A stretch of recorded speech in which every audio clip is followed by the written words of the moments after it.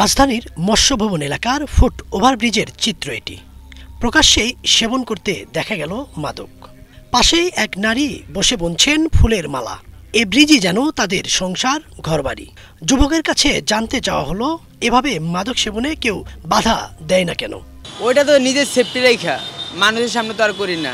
আমরা তো পুলিশের হেলমেট তো আছে, এই যে সকালবেলা চোখটি লাগে তখন পুলিশে ডাইকা তুলে দেয়, ভিআইপি যাইব।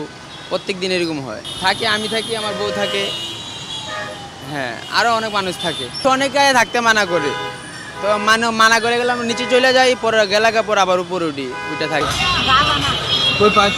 রাজধানীর ভিআইপি এলাকা নামে পরিচিত বেইলি রোডের চিত্র এটি। ধরেছে মরিচা, খসে পড়ছে লোহা। ফুট ওভারব্রিজের অবস্থায় বলে দেয় কতটা অব্যবহৃত এই ব্রিজটি। এই মাদক সেবীদের কারণে অনিরাপত্তায় ভোগেন নারী পথচারীরাও। দিনের বেলায় আপনি দেখবেন ওখানে নেশা দ্রব্য গ্রহণ করছে। এবার মেয়েরা তো দূরে থাক, ছেলেরা পর্যন্ত ওটা ইউজ করছে না, তাহলে আমরা কিভাবে ইউজ করব? এটা খুবই আমি এরকম হয় যে অনেক সময় যাচ্ছি, মনে হচ্ছে না আমি তো যেতে পারবো না, আমি দেখছি যে নেশা করছে, বাচ্চারা নেশা করছে, বড়রা নেশা করছে। তারপরে একটা ফোবিয়া তো আমাদের আছেই, যে আমরা কি জানি ঢাকা শহরে একদমই নিরাপদ না, সব সময় চিন্তাই হচ্ছে। তখন আমি কি পারবো একটা যেতে? পুরুষ মানুষ তো যাচ্ছে না, সেখানে আমি মেয়ে মানুষ হয়ে কিভাবে যাব? আমাদের যাত্রাবাড়ি এলাকাটা আমরা সবাই জানি যে এটা আসলে খুব একটা সেফ একটা এলাকা না। বিশেষ করে এই যে ফুটওভার ব্রিজটা দেওয়া হয়েছে, এই ফুটওভার ব্রিজে সারাদিন তাও দু একজন করে লোক দেখা যায়, বাট সন্ধ্যার থেকে এখানে কোনো লোকই দেখা যায় না। কারণ আমরা তো সবাই জানি যে আমাদের এখানে নির্জন স্থানে এখানে মাদক সেবীদের আড্ডা প্রচুর পরিমাণে হয়। তাছাড়াও আরও অনেক অসামাজিক কাজকর্ম এই ফুটওভার ব্রিজে হয়, যেটার জন্য আমাদের নর্মাল যারা আমরা এই এলাকাবাসী, আমরা এই ফুটওভার ব্রিজ দিয়ে পার হতে খুবই দ্বিধাগ্রস্ত।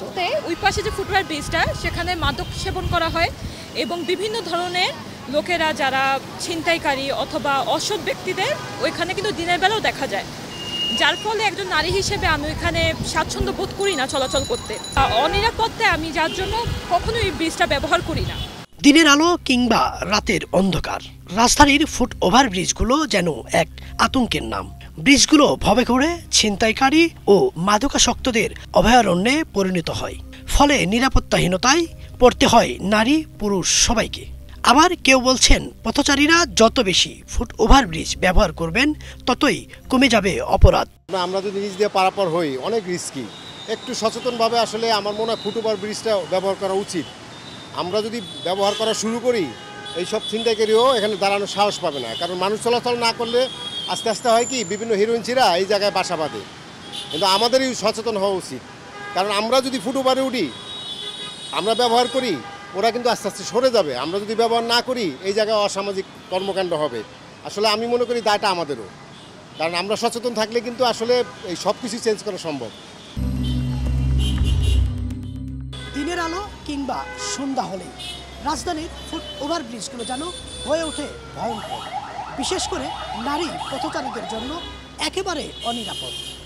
সন্ধ্যা হলেই বা দিনের আলোতে নীরব ফুট ওভার ব্রিজ ঘিরে গড়ে ওঠে মাদকাসক্ত, ছিনতাইকারী ও ভবঘুরের অভয়ারণ্য, যাকে অনিরাপদ মনে করেন নগরবাসী। তাই জীবনের ঝুঁকি নিয়ে বাধ্য হয়ে পারাপার হতে হচ্ছে এই রাস্তা।